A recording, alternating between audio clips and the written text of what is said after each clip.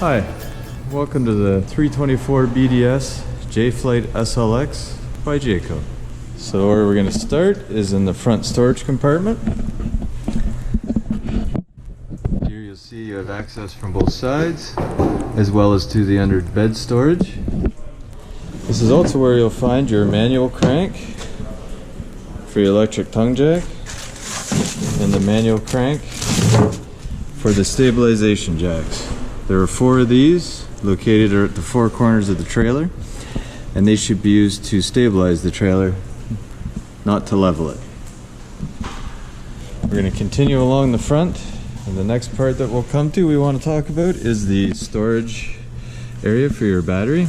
This is a new unit, so we do not have a battery on it yet, but this is where the battery would be stored.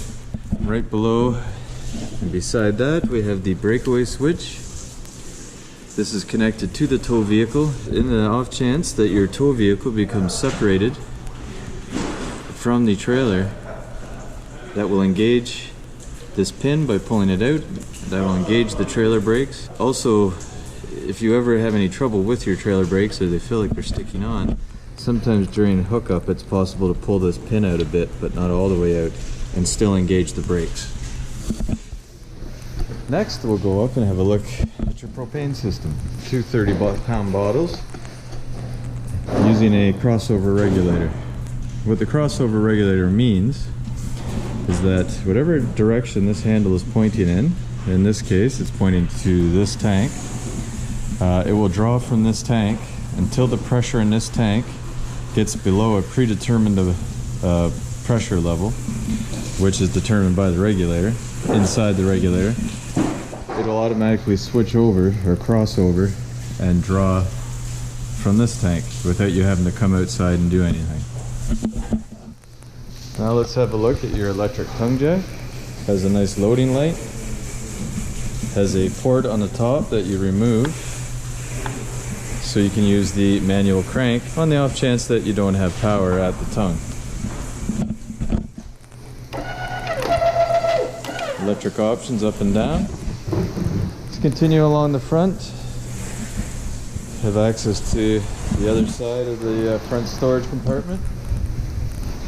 We'll see on this unit we have, well, you might not be able to see it too well, one of the valves for your gray water right underneath the slide here.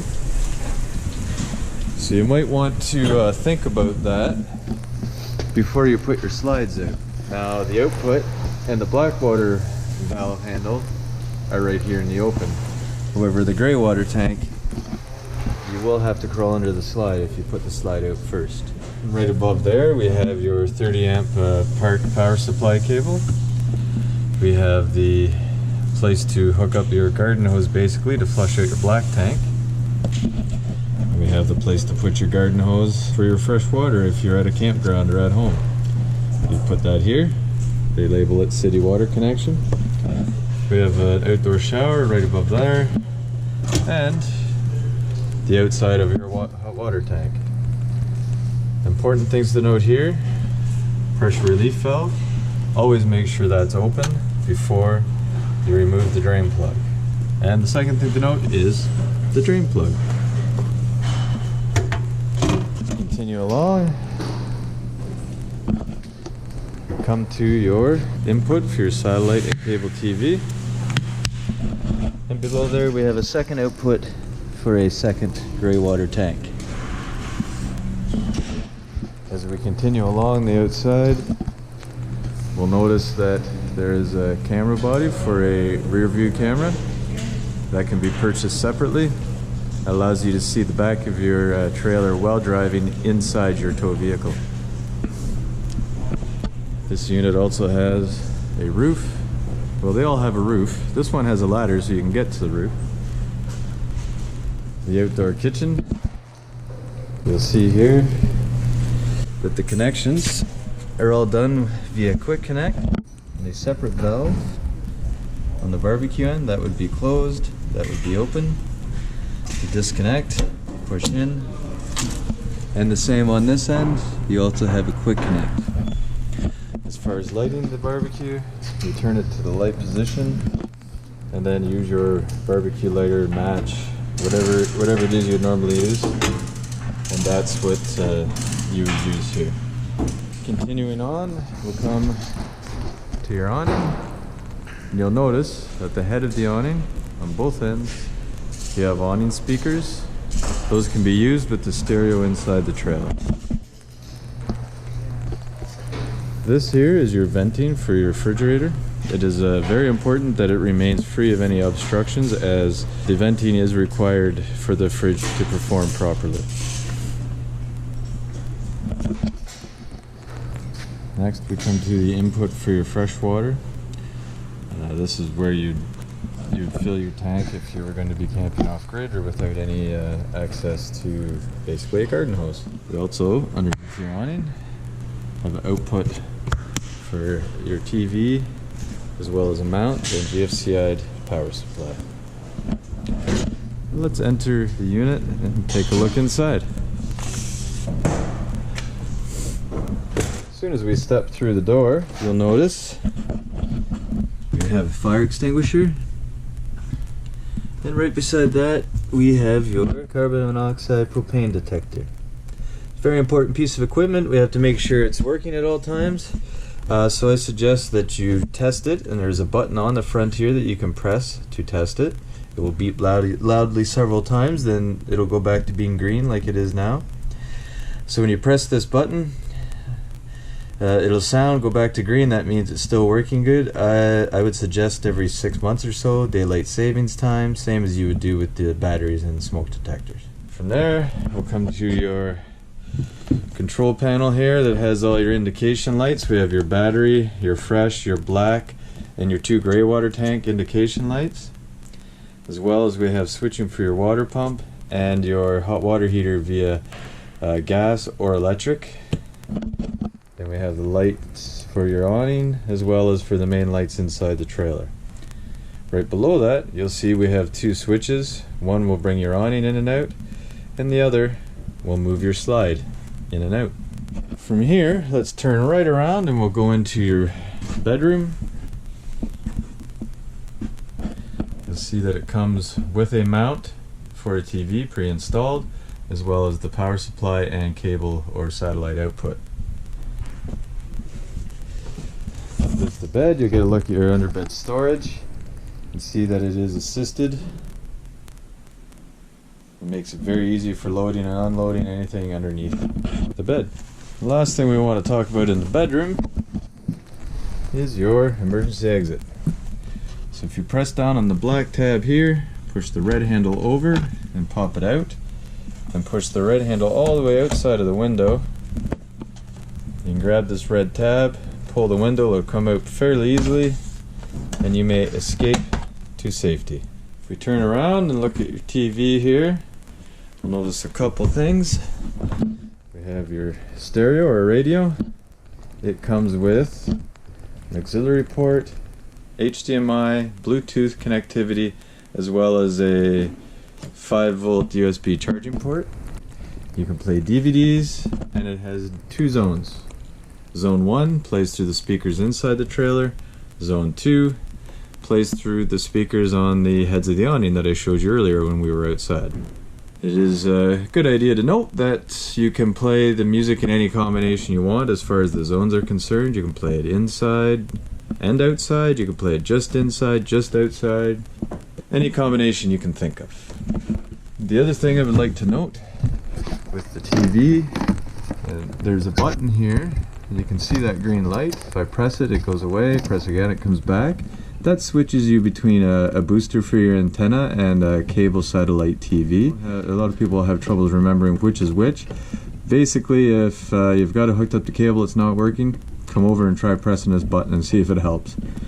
Conversely, if it's hooked up to your antenna and it's not working, come over here and press this button and see if it helps. That would be the first place I would start.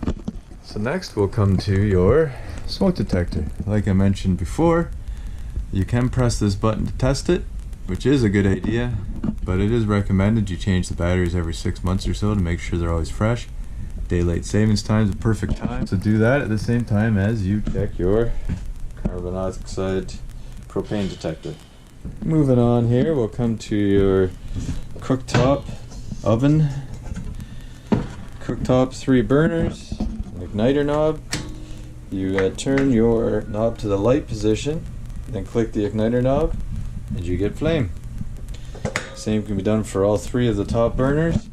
The same can also be done for the oven, with the small difference in that you turn it to the light position and then you press and hold that knob in to release the gas while you turn the igniter in order to ignite the oven.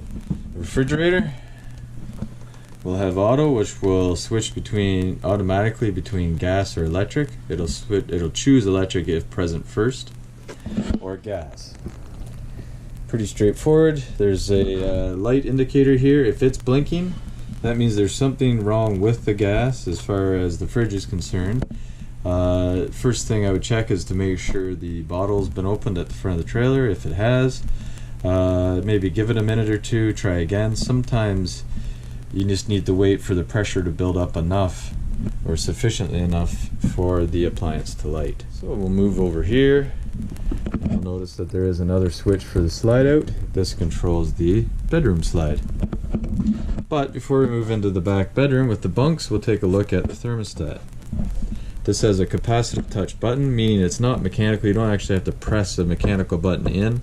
Just a very light touch. Turn it on and you can cycle through fan settings, auto, high or low. We can do AC, and we can do the furnace. These buttons on the side will help you cycle you between a higher or lower fan or a higher or lower temperature. These particular ones, if you have it on high fan and you turn on the furnace to heat the trailer, it will blow air through the AC fan. The AC compressor isn't running, but the fan is running. So in order to avoid that, if you do not wish to have it, make sure the fan's speed is set to auto, or definitely not high. Okay, having talked about the AC, let's quickly mention that as it is now with these baffles closed, it will force most of the air, or all of the air, to these ports located throughout the trailer. However, if you open those baffles, such as they are now, it'll actually force all of the air out through here. Have a bathroom. It's pretty straightforward. The most noteworthy thing here is the Gfci for the unit. If you ever notice that your outside plug or any of your counter plugs aren't working, check and see if there's a light on here. If there is, come and press the top black button to reset it. Oftentimes these can get tripped and disrupt power. Come into the back bunk. We have connectivity for a TV here. We have the ladder that slides out for easy access to the top bunk, as well as lots of storage. The other thing to note here is this bunk will fold up as such, and when we fold that up, you can see there's another emergency exit here. It functions the same as the one in the bedroom at the front of the trailer, so I won't go through that again. And then we have these nice cube furniture here. This can be arranged to form a bed. You can turn it the other way and form more of a couch. These are pretty neat. They fold. These move out. That folds out. That can be placed back. Just many different ways that you can set that up. So you can kind of sit there, use it as a bit of a couch, and watch TV if you put a TV in here. Many different combinations and possibilities. So before we leave the trailer, I'd like to point out three things maybe. One, we have access to the back of your water heater here. Remove these 2 Red Robertson screws, and this is where you can get behind it. And there are 2 valves you can switch between a summer winter mode, or bypassing your water tank or not bypassing your hot water tank. The next thing I'd like to talk about is the power center. You'll see that there are breakers like you'd probably see in your house, and some fuses like you might see in your vehicle. And right in here, move one red Robbie screw there. That can kind of cheat and peek in there a little bit, but you can see there's the fill holes for the water pump. So if you're looking to winterize, this is where you would find access to your water pump. That about does it for our orientation today.